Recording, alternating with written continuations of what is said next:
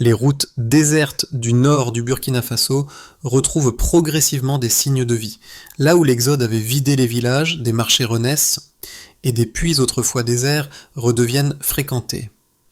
Cette inversion silencieuse dans un territoire longtemps dévasté ne peut qu'interroger. Comment un changement aussi discret peut-il se transformer en un tournant majeur pour l'ensemble du pays ? Ibrahim Traoré, un leader central, acteur central de cette transition, incarne un visage fragile de cette rupture. Mais à quel prix cette transformation se fait-elle réellement ? Dans un contexte où l'insécurité persistait à façonner le quotidien du Burkina Faso, le retour progressif de la stabilité semble presque inimaginable. Pourtant, aujourd'hui, alors que des milliers de déplacés commencent à revenir dans le nord du pays, une question cruciale émerge. Ce retournement est-il véritablement durable ? Chaque petit geste de normalisation, qu'il s'agisse de la réouverture d'un marché ou de l'accès à de l'eau sans escorte, devient un indicateur vital. Ibrahim Traoré n'est pas seulement un symbole de cette réémergence, mais un acteur clé dans la reconquête de ce territoire. Cependant, il demeure un défi de taille. Parvenir à maintenir cette transformation sans qu'elle ne se fissure sous la pression des incertitudes locales. Le vrai enjeu, ici, est de transformer ces micro-avancées en un cycle stable et auto-entretenu. Cette promesse, bien que modeste, pourrait bien bouleverser l'équilibre du pays tout entier. Mais à quel point ces efforts sont-ils soutenables à long terme ? Au cœur du nord du Burkina Faso, des signes discrets mais puissants marquent une transformation en cours. Les marchés, autrefois fermés, rouvrent lentement et des puits, jadis abandonnés, sont de nouveau utilisés. C'est un retour lent mais significatif. Plus d'1 million de déplacés commencent à regagner leur domicile, là où l'exode semblait irréversible. Les chiffres peuvent en baisser sembler modiques, mais ils marquent un seuil critique. Après des années d'instabilité, ces petites réouvertures symbolisent bien plus qu'un simple retour à la normalité. Elles révèlent une dynamique de régénération. Le rétablissement de la sécurité, d'abord précaire, s'est progressivement consolidé grâce à des stratégies méticuleuses. Des unités d'intervention rapide ont sécurisé les corridors vitaux, rendant possible l'acheminement de l'aide et la réouverture des espaces publics. En conséquence, des zones autrefois désertées par l'homme connaissent un redressement subtil. Ibrahim Traoré, en tant que leader de cette transition, a orienté cette phase initiale, mettant en place une présence continue qui permet aux gestes quotidiens de s'ancrer à nouveau. Mais cette reprise fragile peut-elle se maintenir sans retomber dans l'instabilité ? La question demeure. Ibrahim Traoré n'est pas seulement un nom associé à la stabilité retrouvée du Burkina Faso, mais un acteur clé de cette transformation, souvent sous-estimé dans le nord du pays. Son rôle dépasse celui d'un simple dirigeant militaire. Il incarne un modèle de continuité dans un territoire fragmenté.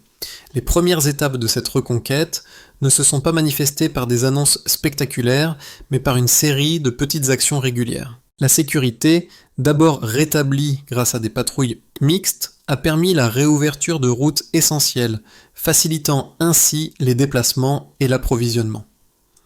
Dans des villages comme Boulé du Mouhoun, le retour des familles s'est accéléré à mesure que des gestes simples mais répétitifs, comme la réouverture des marchés et la présence régulière des enseignants, sont devenus des indicateurs de la stabilité.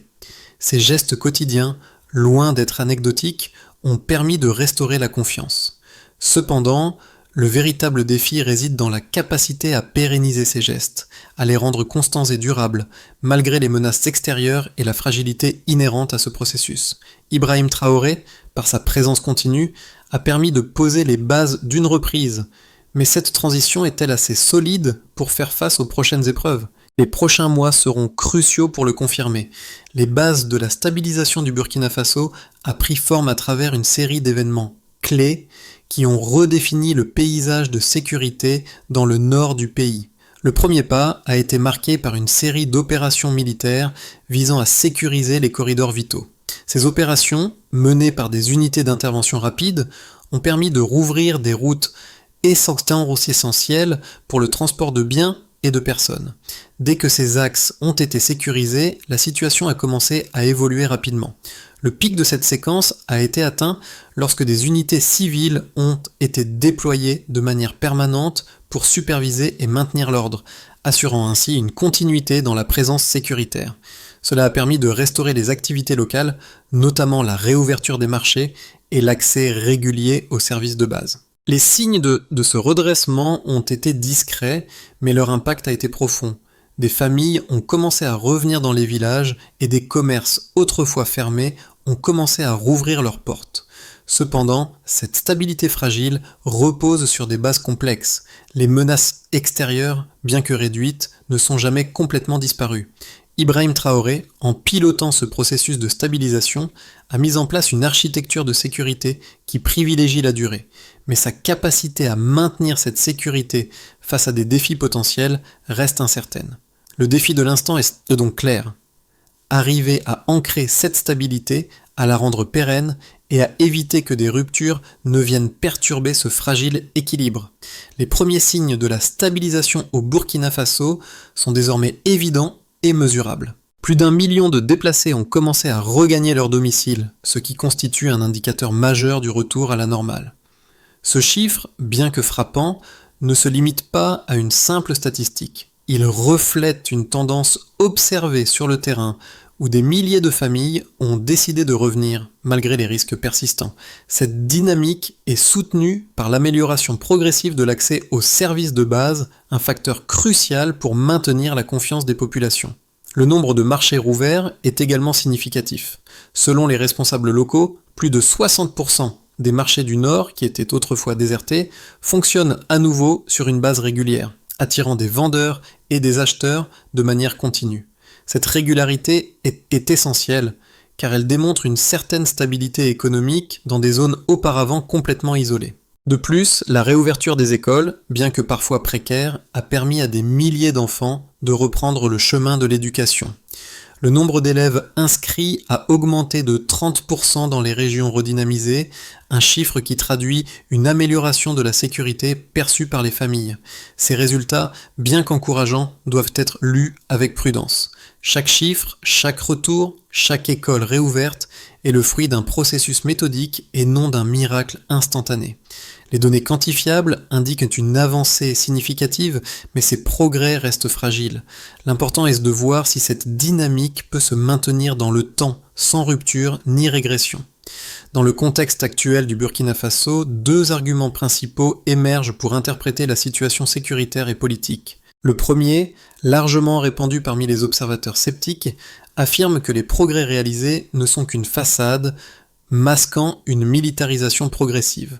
Selon cette vision, l'augmentation du nombre d'unités militaires, l'extension de la centralisation du pouvoir et les retards dans la mise en œuvre des réformes politiques sont des signaux inquiétants d'une dérive sécuritaire. Les marchés rouverts et les retours des déplacés seraient ainsi fragiles et dépendants d'une présence militaire accrue, susceptible de s'étendre plutôt que de se retirer. De cette manière, cette stabilisation apparente pourrait n'être qu'une phase transitoire alimentée par la force et la coercition plutôt qu'une véritable transformation durable. Cependant, le second argument, porté par ceux qui voient dans ce processus une véritable opportunité de stabilisation à long terme, met en avant l'importance des comportements observés sur le terrain. Ces partisans estiment que la stabilisation ne peut être mesurée uniquement par l'intensité de la présence militaire, mais par les changements dans la vie quotidienne des habitants. Les retours massifs des déplacés, la réouverture continue des marchés et l'accès régulier à l'eau et à l'éducation sont des indicateurs bien plus solides de progrès. Selon cette perspective, l'infrastructure sécuritaire mise en place sous la direction d'Ibrahim Traoré ne fait pas que renforcer la sécurité, elle permet aux populations de reprendre des activités ordinaires qui, par leur répétition, sont les véritables moteurs de la normalisation. Les gestes quotidiens, tels que l'ouverture d'un marché ou la présence régulière des enseignants, transforment progressivement les perceptions de la sécurité et donnent aux familles les moyens de réévaluer les risques. À terme, cette inertie sociale pourrait être le gage d'une stabilisation durable, bien plus que la seule présence d'une force militaire. La stabilité retrouvée dans le nord du Burkina Faso n'est pas un phénomène ponctuel, mais bien une dynamique continue qui prend forme au quotidien. La clé de ce processus réside dans la répétition des gestes simples, la réouverture des marchés, l'accès régulier à l'eau, la reprise de l'école. Ces petites victoires, loin d'être insignifiantes, sont en réalité des marqueurs d'un changement de perception fondamentale. Ce que nous voyons aujourd'hui, ce n'est pas la fin de la guerre ou l'éradication des menaces, mais un réajustement progressif des comportements humains face à une nouvelle normalité. La réouverture des marchés à Boulet du Mouhoun, la reprise des cours dans des écoles précaires, ces gestes quotidiens montrent que les populations s'adaptent à un nouveau rythme. Ce n'est plus un retour à une normalité parfaite, mais à une normalité possible, où chaque jour, sans rupture, devient un succès en soi. Ibrahim Traoré, en assurant la continuité de la présence militaire et civile, a permis cette dynamique, mais il reste une question essentielle. Cette routine fragile pourra-t-elle résister à une nouvelle épreuve ? Chaque jour supplémentaire de stabilité devient un pas vers une transition durable, mais l'incertitude reste. Les retours massifs des déplacés dans le nord du Burkina Faso marquent un tournant dans la dynamique sociale et économique de la région. Chaque famille qui revient valide implicitement l'effort collectif pour restaurer la stabilité. Ce phénomène a des conséquences tangibles pour plusieurs groupes, les habitants, les commerçants, les enseignants et les responsables locaux. Pour les habitants, ces retours représentent un changement profond dans leur perception de la sécurité.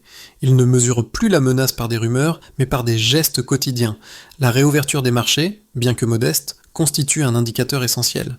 À Boulet du Mouhoun, un simple étal ouvert au lever du jour a suffi à restaurer la confiance. La peur de l'attaque n'a pas disparu, mais elle cesse désormais d'être le moteur de chaque décision. Pour les commerçants, ces signes de normalisation signifient la possibilité de refaire des affaires régulières. Les marchés ne sont plus seulement un lieu de commerce, mais un symbole de la reconquête d'une routine stable. Cette stabilité fragile permet aux échanges de reprendre. Les achats, autrefois sporadiques, deviennent plus prévisibles. Ces commerçants, en rouvrant leurs étals, deviennent des acteurs de la résilience locale, un maillon indispensable pour que la vie économique redémarre. Les enseignants, quant à eux, jouent un rôle crucial dans cette transformation. Le retour de l'école, même dans des conditions précaires, est un signal fort. La réouverture des écoles ne signifie pas seulement l'accès à l'éducation, mais aussi l'établissement d'une routine pour les enfants. Le fait que des élèves reviennent, même dans des salles de classe incomplètes, montre que la normalité est en train de se redéfinir. L'école devient un point de repère, un symbole de stabilité pour toute la communauté. Enfin, pour les autorités locales, ce processus est un test de crédibilité. Chaque retour valide leur approche de sécurisation et leur capacité à maintenir la paix. Ils doivent désormais assurer non seulement la présence militaire, mais aussi la gestion des services de base comme l'approvisionnement en eau et la distribution des biens essentiels. Ces actions sont cruciales pour garantir la pérennité de la stabilisation. Les autorités locales doivent créer les conditions nécessaires pour que ces retours ne soient pas qu'un moment fugace, mais un changement durable. Dans les 6 à 12 prochains mois, 3 scénarios plausibles peuvent se dessiner pour le Burkina Faso, chacun dépendant de la capacité à maintenir les conditions de stabilisation en place. Ces scénarios, bien qu'interdépendants, présentent des trajectoires distinctes qui influenceront le développement à long terme. Le scénario de base envisage une continuation de la dynamique actuelle sans accélération majeure. Les corridors sécurisés restent ouverts, les unités civiles demeurent dans les zones déjà stabilisées et les retours de famille continuent à un rythme modéré. Les marchés fonctionnent régulièrement, mais de manière limitée, et les écoles maintiennent une certaine stabilité, bien que parfois précaire. Cette situation permet une stabilisation progressive, mais l'ampleur des retours reste modeste. La situation reste fragile et dépend fortement des conditions extérieures. L'inertie sociale s'installe, mais à un rythme lent, avec des fluctuations locales et sans renversement global. Dans le scénario optimiste, la situation se consolide sans rupture majeure des systèmes vitaux. Les puits restent opérationnels sans interruption, les routes secondaires deviennent de plus en plus accessibles et les écoles gagnent en régularité. Le soutien communautaire, par le biais des coopératives et des réseaux d'entraide, se renforce, absorbant ainsi une partie des tensions quotidiennes. Les échanges intervillages se densifient en réduisant la dépendance à une présence sécuritaire visible. Cette inertie sociale positive rend les perturbations plus coûteuses et moins efficaces. Le retour des familles devient plus massif et le processus de normalisation s'intensifie Ce scénario offre la perspective d'une stabilisation plus autonome, réduisant le besoin d'intervention externe. Enfin, le scénario pessimiste envisage une perturbation ciblée, probablement en provenance des zones frontalières.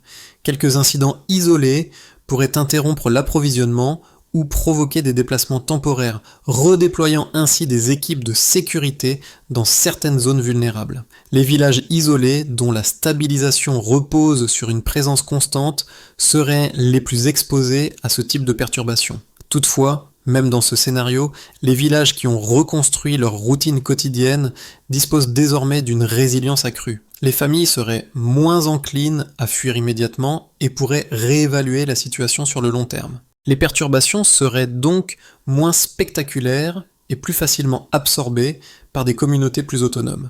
Chaque scénario repose sur une évaluation continue de la situation locale et de la capacité des autorités à maintenir la sécurité et les services essentiels. Le principal défi pour Ibrahim Traoré et les autorités locales réside dans la pérennité de cette dynamique et la gestion des crises potentielles. Les mois à venir détermineront si la stabilité actuelle peut se transformer en un processus auto-entretenu ou si le pays devra encore faire face à des bouleversements imprévus. Pour comprendre véritablement ce qui se joue au Burkina Faso, il est essentiel de se concentrer sur l'impact immédiat que cette transformation a sur les communautés locales. Ce processus de stabilisation ne se limite pas à des chiffres ou des rapports officiels. Il s'incarne dans les expériences quotidiennes des habitants, des commerçants, des enseignants et des familles. Chaque retour de famille, chaque marché réouvert, chaque école rouverte est un témoignage vivant de cette transformation. Mais qu'est-ce que cela signifie concrètement pour ceux qui vivent ce changement ? Pour les habitants, ce retour à une forme de normalité représente bien plus qu'une simple amélioration de la sécurité. Il symbolise la possibilité de réorganiser leur vie quotidienne autour d'une certaine prévisibilité. Les femmes, par exemple, peuvent désormais se rendre au puits sans crainte constante. Les enfants retournent à l'école, même dans des conditions précaires, parce qu'ils y trouvent une stabilité. Ces petits gestes, loin d'être anodins, sont des signes que la vie quotidienne peut reprendre malgré les incertitudes. Pour les commerçants, la réouverture des marchés va bien au-delà de l'aspect économique. C'est une opportunité de retrouver un rythme, de renouer avec des clients réguliers et de redonner de la vitalité à des espaces autrefois désertés. Chaque transaction effectuée dans ces marchés ne se contente pas d'apporter un bénéfice matériel, elle devient aussi un symbole de résilience, un message envoyé à la communauté. La vie, même dans les conditions les plus difficiles, peut continuer. Les enseignants, quant à eux, jouent un rôle crucial dans la reconstruction de la société. Leur capacité à rouvrir les écoles et à garantir une continuité dans l'enseignement, même dans des conditions difficiles, est un facteur déterminant pour l'avenir du pays. Ils incarnent l'espoir d'une génération qui pourrait, grâce à l'éducation, surmonter les traumatismes du passé et contribuer à la reconstruction d'un pays plus stable.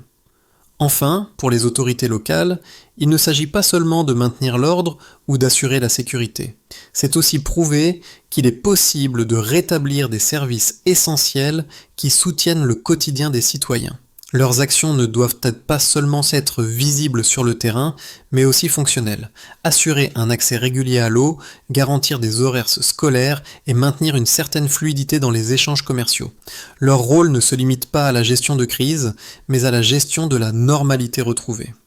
Ainsi, pour ceux qui sont directement concernés par ces changements, l'impact va bien au-delà des statistiques. C'est une question de réapprendre à vivre sans peur constante, de retrouver des repères et de reconstruire des liens sociaux solides. Ce processus de transformation peut sembler invisible à une échelle plus large, mais il se fait sentir profondément dans les communautés. La question qui se pose désormais est de savoir si ces changements dureront et si les populations pourront, à long terme, vivre sans la constante menace d'une nouvelle crise. Pour garantir la pérennité des progrès réalisés et éviter toute régression, il est essentiel d'adopter une stratégie à long terme, fondée sur des actions concrètes et mesurables. Voici 3 étapes clés à suivre pour assurer la stabilité durable du Burkina Faso. Maintien de la présence sécuritaire continue. Le premier pas consiste à garantir la présence régulière et soutenue des forces de sécurité et des unités civiles dans les zones stabilisées. Cette présence ne doit pas être temporaire, mais devenir un ancrage qui renforce la confiance des populations. L'objectif est d'assurer que les patrouilles et les interventions continuent de manière prévisible, sans interruption soudaine. La régularité des actions sécuritaires sera le socle sur lequel toutes les autres initiatives reposeront. Renforcement des infrastructures de services essentielles. La deuxième étape repose sur l'amélioration continue des services de base. L'approvisionnement en eau, la réouverture des marchés et la continuité de l'enseignement doivent devenir des priorités. Il est crucial d'investir dans des infrastructures locales résilientes afin que les communautés ne dépendent pas uniquement des interventions extérieures. La mise en place de mécanismes de gestion durable, tels que des comités locaux ou des coopératives, peut également permettre de garantir la stabilité des services essentiels. Soutien aux initiatives communautaires. La troisième étape consiste à favoriser l'implication des communautés locales dans la gestion de leur propre stabilité. Cela inclut la formation des acteurs locaux, qu'il s'agisse d'enseignants, de commerçants ou de responsables communautaires. En impliquant les habitants dans les processus décisionnels, on crée une dynamique d'autosuffisance et de résilience. Le soutien à des initiatives locales, comme des projets agricoles ou des programmes d'éducation, permettra de renforcer la cohésion sociale et de pérenniser les avancées obtenues. Ces trois étapes doivent être mises en œuvre simultanément et de manière cohérente. Si la sécurité est désormais la première condition sine qua non de la stabilité, elle ne peut être suffisante sans un soutien constant aux services de base et une véritable participation des communautés locales. En combinant ces éléments, le Burkina Faso pourra non seulement préserver les avancées actuelles, mais aussi poser les bases d'un avenir plus serein et durable. Ibrahim Traoré n'est pas seulement une figure politique ou militaire dans cette transition, il représente une lueur d'espoir pour les habitants du nord du Burkina Faso. Le retour à la vie quotidienne, aussi modeste soit-il, marque une victoire silencieuse sur des années de terreur et d'incertitude. Lorsque les marchés réouvrent, lorsque les enfants retournent à l'école, ce ne sont pas seulement des symboles de normalité retrouvée, mais des témoignages de résilience collective. Dans des villages comme Boulet du Mouhoun, où les étals ont rouvert et où les familles ont commencé à revenir, il est clair que la peur recule peu à peu, remplacée par des gestes simples mais essentiels de réadaptation à la vie de tous les jours. Chaque retour dans ces villages est un acte de foi dans l'avenir. La réouverture d'un marché, l'accès à l'eau sans escorte, ces gestes ordinaires ne sont plus perçus comme des risques, mais comme des marqueurs d'une transition vers la stabilité.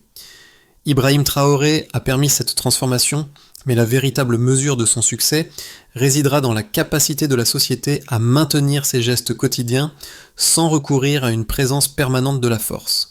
Si ces habitudes se stabilisent dans le temps, elles deviendront les fondations d'une paix durable. La question qui se pose est simple.